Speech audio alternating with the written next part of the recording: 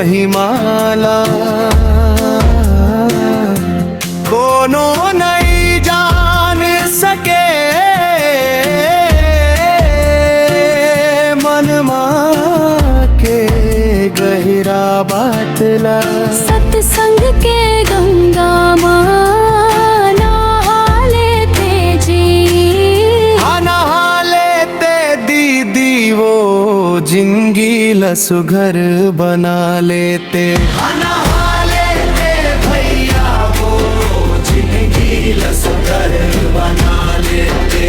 नहा लेते भैया वो जिंदगी लसुघर बना लेते। पाप के मन भरे तन मा धोआ जाही संगी, सबो तोर अंग है नहीं है ठिकाना जा। जतन कर ले चारे दिन के जिंदगी है,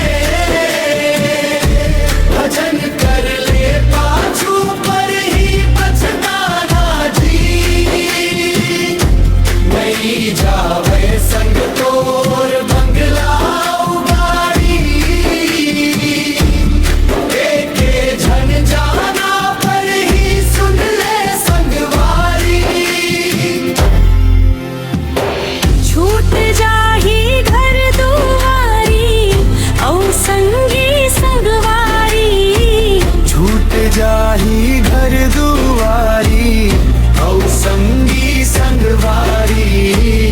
चिता माल के सुताही सुन दीदी भैया वो, मर घटिया माल के सुताही वो।